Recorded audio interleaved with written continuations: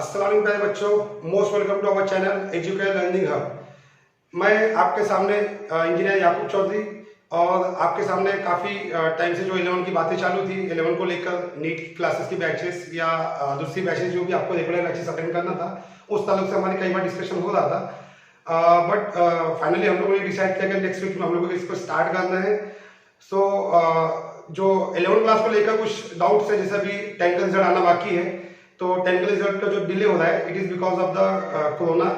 सभी लोग हम इससे जूझ रहे हैं, लेकिन इसके बावजूद भी हम लोग अपनी पढ़ाई से पीछे नहीं हट सकते, क्योंकि जब भी हो सकता है महीना 2 महीना, जब भी स्कूल या कॉलेजेस वगैरह ओपन हो, उस वक्त में ये नहीं होना चाहिए कि हमारे पास वक्त कम बचा है और लोड ज़्यादा बचा है। तो इस चीज़ को, सारे प्रॉब्लम्स को दूर करने के लिए हम लोगों ने ये सोचा कि भाई आप लोगों को जो फाइनली 11 का स्टार्ट हम लोगों को करना ही है। अब 11 का स्टार्ट करना है तो 11 के जैसे आपके अलग अलग सब्जेक्ट्स है, बहुत सारे बच्चे जो 11 में साइंस में एडमिशन लेंगे, स्पेशली उनके लिए बोल रहा हूँ मैं। तो उसमें मैथ्स सब्जेक्ट है, मैथ मैं ही लेता हूँ। और मैथ्स के अंदर ऐसा है कि अगर मैं उसको थोड़ा सा डिटेल में आपको बताऊँ, तो मैथ्स के अंदर आपको मैथ्स फर्स्ट और सेकंड, जैसे आपको 10 क्लास में होता था कि 10 क्लास में आपके पास क्या होता था कि आपके पास 10 क्लास में अलजेब्रा और ज्योमेट्री था मैथ के अंदर, ठीक है। वैसे ही आप जब 11 में आते हो तो 11 के अंदर आपको math first and math second होता है। तो मैथ फर्स्ट में ऑलमोस्ट 9 चैप्टर्स है, मैथ सेकंड में ऑलमोस्ट 9 चैप्टर्स है, तो 9 चैप्टर लगभग 18 चैप्टर्स है। और आपके पास जो आज अभी आपका जुलाई का मंथ ऑलमोस्ट खत्म होने पे आया है, तो जुलाई के बाद आपका अगस्त, सितंबर, अक्टूबर, नवंबर, दिसंबर, ये 5 महीने, और उसके बाद जैन, फेब, मार्च, ये 3 महीने। ऐसा आप पकड़ लो, एग्जाम का आपके पास 7 से 8 महीने बचे। तो होता ये है कि 8 महीने में आपको 11 पूरा कवर करना है, 18 चैप्टर।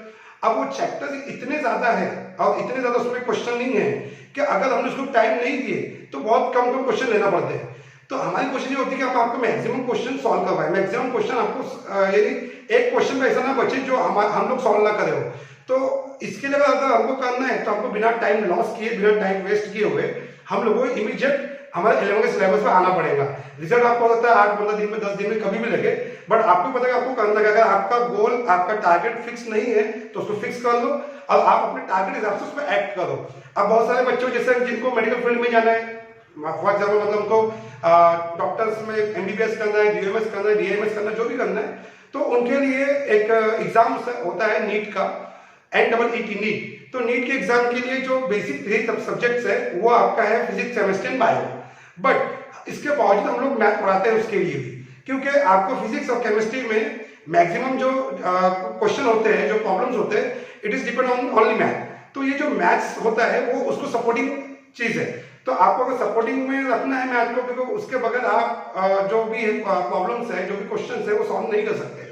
उसमें आपको लॉगरिथम लगता है, उसमें आपको डेरिवेटिव्स लगते हैं, उसमें आपको जैसे आपके आप बोलेंगे कि ट्रिग्नोमेट्री लगता है। ऐसे बहुत सारी चीजें उसमें हम लोगों को फिजिक्स, केमिस्ट्री में लगता है। तो ये आएगा कहाँ से? ये आएगा मैथ से। तो बहुत सारे बच्चे डरते होंगे कि भाई मैं 10 क्लास में मैथ बहुत टिपिकल था। ऐसा नहीं है कि 10 क्लास में मैथ टिपिकल था, 11 का बहुत ज्यादा टिपिकल, 11 का बहुत ईजी है, सिलेबस बहुत ईजी है। लेकिन अगर आपने 11 का मैथ कर लिया कंप्लीटली, तो उसमें आपका बेनिफिट ये है कि आपका 11 का फिजिक्स, केमिस्ट्री स्ट्रॉन्ग बनता है, एज वेल एज आपका 12 का भी कई सारा बेसिक क्लियर हो जाता है। फिर जिन बच्चों को 12 में मैथ कंटिन्यू करना है, क्योंकि math is a scoring subject, आप मैथ में आउट ऑफ ले सकते हो, बाकी सब्जेक्ट में आउट ऑफ लेना बहुत टिपिकल काम है, लेकिन मैथ में आउट ऑफ बनता है, तो हम कर सकते हैं। और इससे पहले भी अभी हमने पिछले साल भी एक बैच स्टार्ट किया था, उस बैच के अंदर भी हम लोग, हमारा फोकस यही था। और पिछले साल बैच स्टार्ट किए थे, मैं आपको बता दूं कि वो बैच हमने 10 जून को स्टार्ट किया था, और अल्हम्दुलिल्लाह इसमें कोई दो राय नहीं है कि वही बैच के स्टूडेंट जो है आज रैंक्स में। तो इसकी रीजन ये है कि वो बच्चे जल्दी से उन्होंने पिक किया, जल्दी से वो लोग जाग गए और उन्होंने अपना सिलेबस कवर किया। अब हमारा टारगेट होता कैसे, वो भी समझ के चलो। हम लोग जो टारगेट बनाते हैं मैथ को लेकर, जैसे मेरा जो टारगेट होता है, अभी मैं 11 की बात करता हूँ, तो 11 में मेरा टारगेट होता है कि 11 में जो मैथ सब्जेक्ट है वो मैं जून से स्टार्ट करता था, बट लेट हो चुका, तो अब मुझे टाइम वेस्ट नहीं करना, मुझे स्टार्ट करना है। तो बहरहाल जुलाई से मैंने स्टार्ट किया, तो दिसंबर या मैक्स टू मैक्स अब जैन तक जाएगा। तो जैन तक मैं मैक्सिमम आपका सिलेबस जो है वो कंप्लीटली पूरा करवा देता हूँ, यानी सिलेबस ऑलमोस्ट हो जाता है आपका जैन तक। उसके बाद बचा आपका फेब, तो फेब से मैं 12 का स्टार्टिंग ले लेता हूँ। जो बच्चे मैथ में कंटिन्यू थे वो 12 का मैथ होगा फेब से स्टार्ट हो जाता है। हालांकि उनके एग्जाम 11 के बाकी है भी, उसके बावजूद हम लोग 12 स्टार्ट करते हैं, क्योंकि फेब से लेकर दिसंबर तक, यानी अगर मैं अभी 2020 में हूँ, तो मैं 2021 की बात करूं तो 2021 का फेब से लेकर 2020 का दिसंबर तक ऑलमोस्ट 11 महीने मिलते हैं। तो 11 महीने बच्चे को मैं 12 का सिलेबस कवर करवाता हूँ। तो 12 का सिलेबस और ज्यादा वास्ट है। अभी जो नया ये आया है आपका सिलेबस, उसमें चैप्टर नंबर 1 में ऑलमोस्ट 250-300 क्वेश्चन है और हर क्वेश्चन करवाना है। बच्चों को होमवर्क देने का हम लोग ज्यादा होमवर्क देने का काम नहीं रहता, एक आधा दो क्वेश्चन देते हैं जो मैचिंग होते हैं, नहीं तो मैं सारे क्वेश्चन होमवर्क देने के बावजूद भी करवाता हूँ।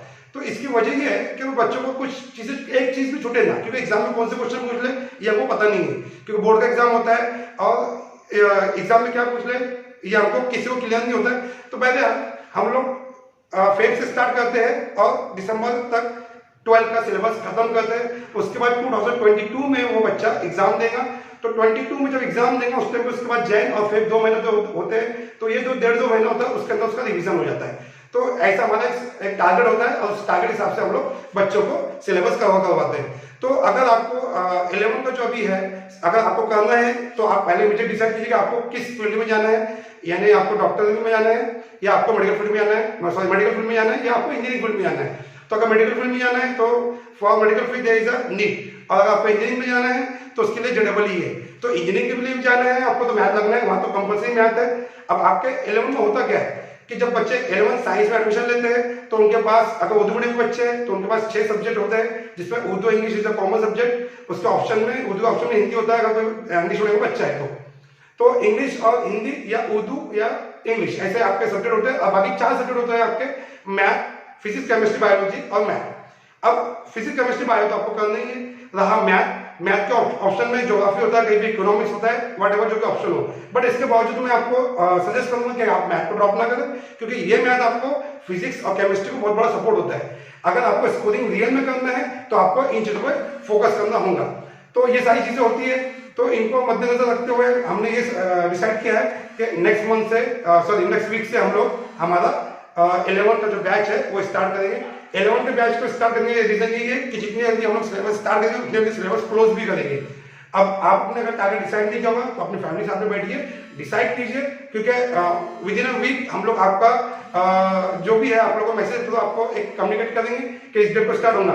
अब हमारा प्राणायाम मेथड कैसा है ये भी समझ लीजिए कि हम लोग स्पेशली मैथ के लिए मैं बात कर रहा हूँ। अभी मेरे सब्जेक्ट के लिए मैथ में मैं करता क्या हूँ, मैं शुरू में बेसिक पढ़ाता हूँ। बेसिक मतलब 9-10 का बेसिक जो है वो 11 जो लगने वाला है वो मैं पढ़ाता हूँ। वो शुरू के 3-4 दिन चलता है। फिर वो टिग्नोमेट्री, फॉर एग्जाम्पल टिग्नोमेट्री मतलब इल्म मसलस जो है उसका बेसिक, यानी इतना बेसिक हो जाता है आपका कि आपको ऐसा लगता है कि भाई मेरा 10 तो बहुत ईजी था, यानी उस लेवल पे लेते हैं हम लोग। फिर उसके कुछ टर्म्स जो है जो उर्दू मीडियम वालों ने पढ़ा था वो इंग्लिश में क्या होता है वो समझाया जाता है। फिर क्लास 5, 6, 7, 8, 9, 10 का जो भी बेसिक्स है वो टोटली भी करवाता हूँ। तो ये शुरू में 4 से 5 दिन चलता है। उसके बाद जब मैं आपके अंदर वो फ्यूल फीड कर देता हूँ, उसके बाद गाड़ी में चलाता हूँ, उसके बाद मतलब 11 स्टार्ट हुआ मेरा तो 11 फास्ट चलता है। इसका रीजन ये है कि अब आपको बेसिक क्लियर हो चुका है। अब आप हम लोगों को बीच में क्वेश्चनिंग नहीं करते हो कि सर ये 2+2 या -2 + 6 इसका आंसर इतना क्यों आ गया, इसका आंसर ये कैसे आया, क्योंकि आपका बेसिक अब क्लियर हो चुका है।